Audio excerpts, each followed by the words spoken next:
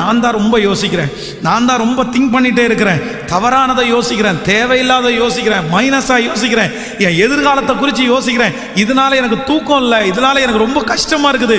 இயேசுவே உம்முடைய பிள்ளை தனிமையான சூழ்நிலையிலே செய்யக்கூடாத இரண்டாவது காரியத்தை குறித்து வேதத்திலிருந்து நம்ம வாசிக்க போறோம். எல்லாரும் எடுத்துக்கொள்ளுங்கள். 77ஆம் சங்கீதத்தை எடுத்துக்கொள்ளுங்கள்.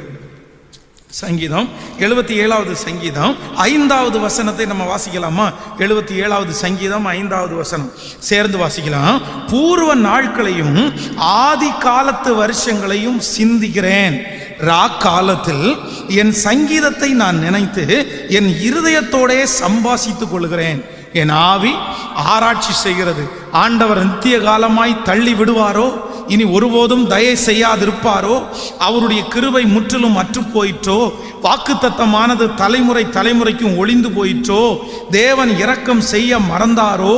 கோபத்தினால் தமது உருக்கமான இரக்கங்களை அடைத்து கொண்டாரோ என்றே. கவனிங்க ஆண்டவருடைய பிள்ளைகளே, இந்த இடத்திலே ஆசாப்பு என்கிற ஒரு தேவனுடைய மனுஷன் சங்கீதத்திலே எழுதும் போது எழுதுகிறான், எனக்கு ஒரு தனிமையான ஒரு அனுபவத்தை ஆண்டவர் என் வாழ்க்கையில கற்றுக் கொடுத்தார். என்னை அந்த பாதையில நடத்தினாரு. ஆனா நான் ரொம்ப பெரிய தப்பு பண்ணிட்டேன், அந்த தப்பு நீங்க பண்ணக்கூடாது. என்ன பண்ணினார் அப்படின்னா, தேவன் தனிமையான ஒரு பாதையை ஆசாப்பினுடைய வாழ்க்கையிலே அனுமதிக்கும் போது இவன் என்ன பண்ணான் தெரியுமா? பூர்வ நாட்களையும் ஆதி காலத்து வருஷங்களையும் நான் சிந்திக்கிறேன். என்ன பண்றார் அப்படின்னா, தனிமையாய் இருக்கும்போது இதற்கு முன்பாக நடந்தது, இப்பொழுது நடந்து கொண்டிருக்கிறது, யோசிக்கவே கூடாத ஒன்றை இவர் தன்னுடைய சிந்தையில யோசித்தே இருக்கிறாரு. ரொம்ப கவனமா இந்த சத்தியத்தை கேளுங்க, கவனமா கேளுங்க. உங்களுடைய வாழ்க்கையில உங்களை கர்த்தர் தனிமையான ஒரு பாதையில அனுமதிக்கும் போது நீங்க அப்ப மட்டும் பண்ணிடாதீங்க, நீங்க யோசிக்காதீங்க, நீங்க யோசிக்க கூடாது. மனிதனுடைய யோசனை வீண் என்று கர்த்தர் அறிந்திருக்கிறார். நீங்க யோசிக்கிறதுனால ஒரு முழத்தை உங்களால கூட்டவும் முடியாது, ஒரு முழத்தை உங்களால குறைக்கவும், சொல்லுங்க, ஏதாவது கூட்ட முடியுமா? ஏதாவது குறைக்க முடியுமா? நீங்க யோசிக்கிறதுனால ஏதாவது பிரயோஜனம் இருக்கா?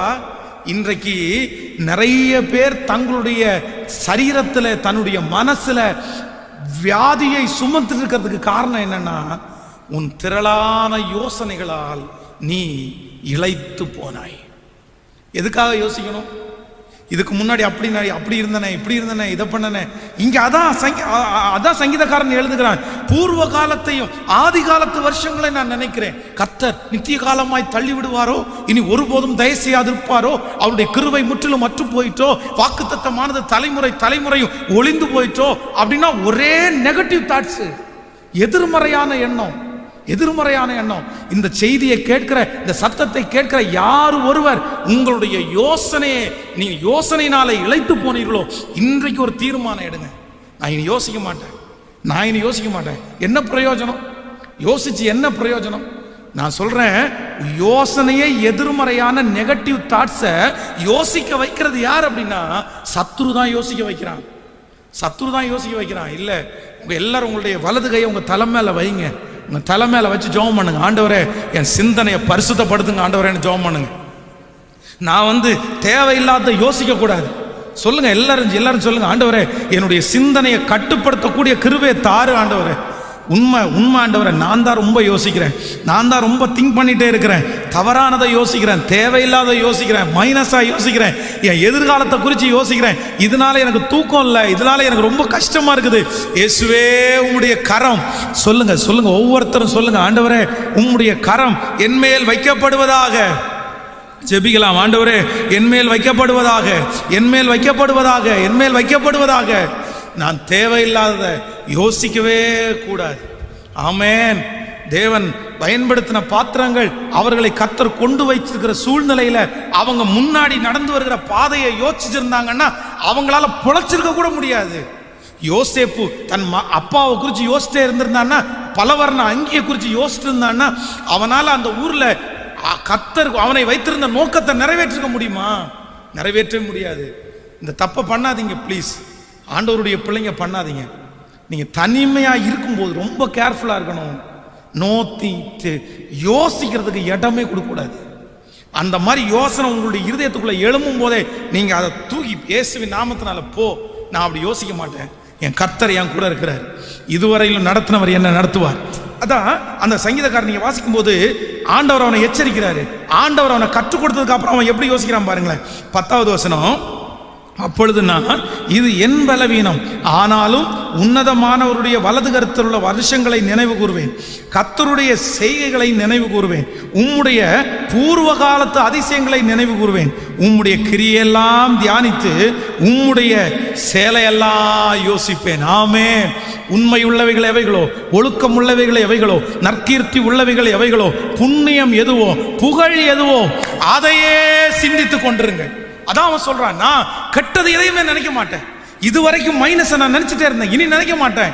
இனி ஆண்டவர் செஞ்ச அற்புதம், ஆண்டவர் பண்ண அற்புதம், அவங்களுக்கு பண்ணாரு, இவங்களுக்கு பண்ணாரு, இவங்களுக்கு செஞ்சாரு, என்ன நடத்தினாரு, இனி நடத்த மாட்டாரா அப்படின்னு நினைச்சு நான் சரியாவேன்னு ஒப்பு கொடுக்குறான். அந்த சங்கீதம் முடியும் போது கர்த்தர் அவனை உயர்ந்த இடத்துல கொண்டு போய் வைப்பார்.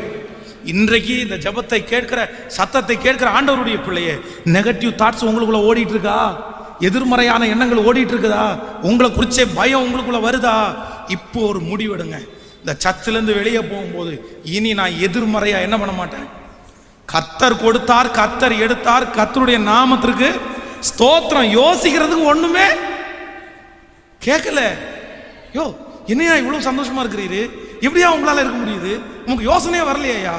பிள்ளை செத்து போயிச்சியா, சொத்தெல்லாம் போயிருச்சியா, ஆடு மாடுகள் எல்லாம் போயிச்சியா? யோசிக்கிறதுக்கு என்னங்க இருக்குது? நம்ம என்னப்பா யோசிச்சா நீ எல்லாத்தையும் கொண்டரவா போக முடியும்? கர்த்தர் கொடுத்துட்டார், கர்த்தர் எடுத்துட்டார். ஸ்தோத்திரம். இவை எல்லாவற்றிலும் யோபு தன்னுடைய வாயினால பாவம் செய்யவே இல்லை.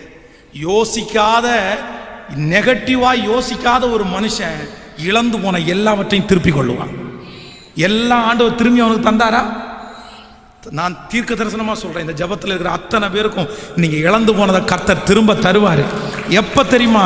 நடந்ததை நினைச்சு கவலைப்படாதீங்க, நடந்ததை நினைச்சு யோசிக்காதீங்க, பூர்வமானவைகளை சிந்திக்கவும் வேண்டாம். அதான் ஆண்டவர் வாக்கு கொடுக்கிறார்.